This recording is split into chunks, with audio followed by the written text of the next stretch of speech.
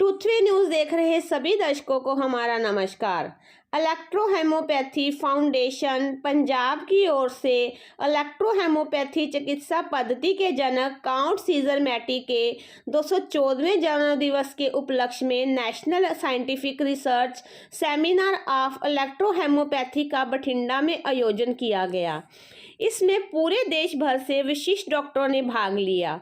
इस दौरान विधानसभा के speaker Kultar Singh Sandhwan, supreme court के senior advocate Padmashri doctor Ramesh Gautam, district legal service authority के चीफ सिविल जज cum CGM Suresh Kumar Goyal, electro homeopathy foundation के national president doctor Parminder Pande, national vice president doctor Harvinder Singh Alkemi, national general secretary doctor Surendra Pande, विधायक और पूर्व मंत्री फौजा सिंह सरारी, फॉरेस्ट विभाग के chairman Rakesh Puri, sugar fed के chairman advocate Navdeep Singh Jida, Punjab medium industries के डेवलपमेंट बोर्ड के चेयरमैन नील गर्ग, बठिंडा विकास मंच के प्रधान राकेश नरूला, भाजपा के जिला अध्यक्ष रूप सिंह सिंगला आदि खास तौर पर उपस्थित रहे।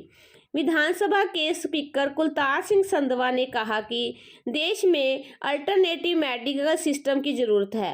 इलेक्ट्रो हेमोपैथी चिकित्सा पद्धति भी इनमें से एक है। ये एक जादुई थेरेपी है। उन्होंने खुद इसका चमत्कार देखा है। उन्होंने कहा कि पंजाब सरकार सर जिवें कि तुसीं जाणदे हो कि अज दा जिहड़ा साडा प्रोग्राम सीगा ये नेशनल बॉडी दा इलेक्ट्रो होम्योपैथी फाउंडेशन दा प्रोग्राम सीगा।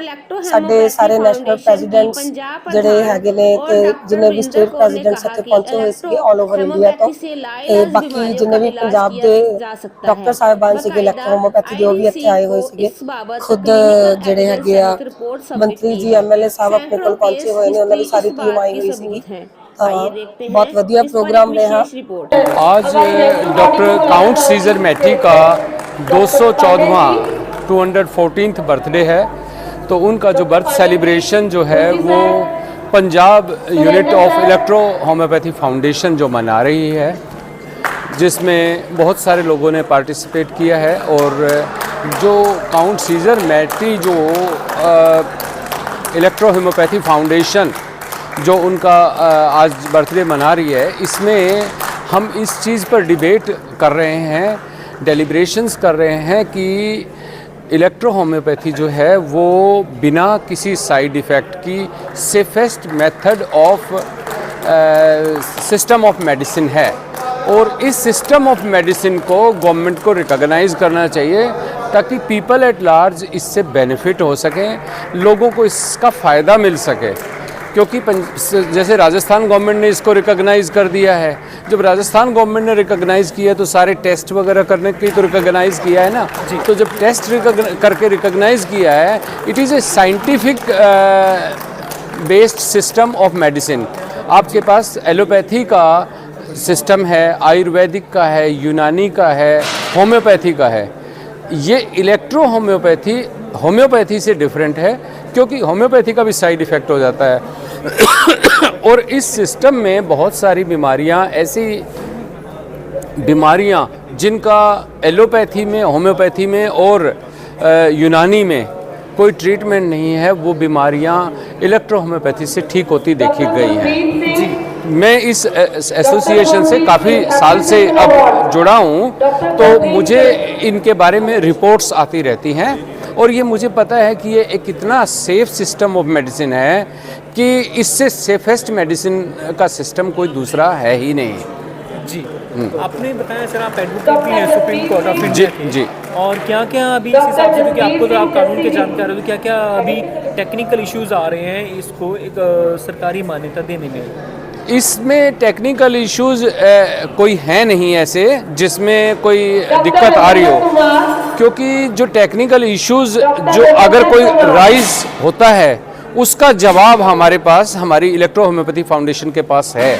उस जवाब के साथ हम तैयार हैं, बट वो क्वेरी तो उसके बारे में करें कि इसकी को कैसे साइंटिफिकली इम्प्रूव करें। अगर हम इसको साइंटिफिकली हमसे कुछ भी पूछेंगे, आईडीसी कॉन्स्टिट्यूट करी है गवर्नमेंट ने, बट आईडीसी हैज़ टू सी, ये नहीं है कि 4 सिस्टम ऑफ मेडिसिन हो गए उसके बाद 5वां नहीं हो सकता। क्यों नहीं हो सकता? 6ठा भी हो सकता है, 7वां भी हो सकता है, क्योंकि जैसे जैसे हम डेवलप करते जा रहे हैं वैसे वैसे हमारी हर फील्ड डेवलप होता है, तो मेडिसिन का फील्ड भी डेवलप हो रहा है। लेकिन मुश्किल इसमें सिर्फ एक ही आ रही है कि जो मेरी नज़र में लीगल पॉइंट ऑफ व्यू से जो मैं देखता हूँ, मुश्किल ये आ रही है कि जो 4 सिस्टम रिकॉग्नाइज सिस्टम है मेडिसिन के, एलोपैथ है, होम्योपैथ है, यूनानी है और आयुर्वेद है, वो 5वें सिस्टम को आने नहीं देना चाह रहे हैं। मेरा नाम डॉक्टर सुरेंद्र पांडे है, national general secretary electrohomoeopathy foundation. आज का जो प्रोग्राम है वो 214 बर्थडे सेलिब्रेशन है माटी साहब का, जो इन्वेंटर थे इलेक्ट्रोहोम्योपैथी के। तो देखिए आज का जो प्रोग्राम है ये नेशनल वाइज प्रोग्राम है और अप्रॉक्सीमेटली 14 स्टेट से लोग आए हुए हैं यहाँ पे इस प्रोग्राम में। आज का जो प्रोग्राम है एक खास इसलिए होने जा रहा है कि हमने एक तो जो आईडीसी ने अभी MOM सबमिट किया हुआ है उसका हम लोगों ने कंक्लूजन यहाँ पे दिया है कि गवर्नमेंट का सिनेरियो क्या है, गवर्नमेंट क्या करना चाहती है, रिकॉग्नाइज कब करेगी या करंट सिचुएशन क्या है इलेक्ट्रोहोम्योपैथी का, इससे रिलेटेड बात किया है। दूसरा एक और है जो हमने एक बुक लॉन्च किया है, textbook of mathematical electrohomoeopathy. ये अपने टाइप की पहली बुक है जिसमें हम लोग बता रहे हैं कि कोई प्लांट्स रहता है वो काम कैसे कर रहा है, कोई प्लांट्स है वो काम कैसे करता है, उसके अंदर क्या है और काम कैसे कर रहा है किसी डिजीज पे, उसका प्रोटोकॉल दे रहे हैं। तीसरा, उस बुक में हमने जो गवर्नमेंट की क्राइटेरिया थी, इसेंशियल क्राइटेरिया, उस हिसाब से हमने उस बुक को तैयार किया हुआ है। हमने वो सारे क्राइटेरिया तैयार किए हैं जो एक ऑथेंटिक बुक होनी चाहिए। एक बात और है, वो बुक में ये शायद कुछ ही बुक रेयर बुक है इलेक्ट्रोहोम्योपैथी में जिसमें ऑथेंटिकेशन है, ISBN नंबर के साथ में पब्लिश हुई है। और मोस्टली फोकस किया गया है standardisation of electrohomoeopathy medicine, focus किया गया है प्लांट्स ऑफ इलेक्ट्रोहोम्योपैथी मेडिसिन, जो 114 प्लांट्स हैं, how they are working, what is the pharmacology of that plants, and mostly the monogram we have cover in our book. तो ये चीज़ें हमने अभी आज के प्रोग्राम में हमने किया हुआ है। और पंजाब का जो प्रोग्राम रहता है अपने आप में एक मतलब बहुत बड़ा अचीवमेंट रहता है और एक नेक्स्ट लेवल का प्रोग्राम रहता है। पूरी इंडिया देखती है कि पंजाब में प्रोग्राम कैसा होता है और क्या लोग कर रहे हैं। हमने आज के प्रोग्राम में यहाँ पे मिनिस्टर साहब आए हुए थे। भगवंत मान साहब ने फरवरी 2018 में बोला हुआ था कि इलेक्ट्रोहोम्योपैथी जो है रिकॉग्नाइज होना चाहिए। तो हमने आज मिनिस्टर साहब के द्वारा ये भी देखा है कि बुलवाया है कि इलेक्ट्रोहोम्योपैथी रिकॉग्नाइज करवाने के लिए आप लोग ट्राई करो। सर ने एश्योरिटी दिया हुआ है, आप लोग देखे रहेंगे कि एश्योरिटी दिया हुआ है कि इलेक्ट्रोहोम्योपैथी की आवाज़ दिल्ली में भी उठाई जाएगी और राजस्थान के बाद पंजाब स्टेट बनेगा जिसमें इलेक्ट्रोहोम्योपैथी रिकॉग्नाइज होएगी। और देखिए एक लास्ट बात मैं बता रहा हूँ कि बहुत ही इकोनॉमिकल है, एकदम चीप है। और लोगों को जो क्रोनिक डिजीज है या जिसमें लाइलाज बीमारियां हैं, लाइक आप कैंसर ले लीजिए, कैंसर तो छोड़ दीजिए, आप एक छोटी बीमारी ले लीजिए, स्टोन, आपके हर गली मोहल्ले में लोग मिल जाते हैं और बहुत सारे लोग परेशान रहते हैं। हमेशा डॉक्टर के पास जाओगे ऑपरेशन के लिए बोलते हैं, उसका हमारे पास बहुत ही श्योर इलाज रहता है और लोग बिना ऑपरेशन का स्टोन को, kidney stone, gall bladder stone, दोनों का इलाज बहुत अच्छा हो रहा है। तो लोगों को अवेयरनेस जो आप लोगों के माध्यम से मैं बताना चाहता हूँ, ये हार्म मतलब इसमें कोई भी साइड इफ़ेक्ट नहीं है।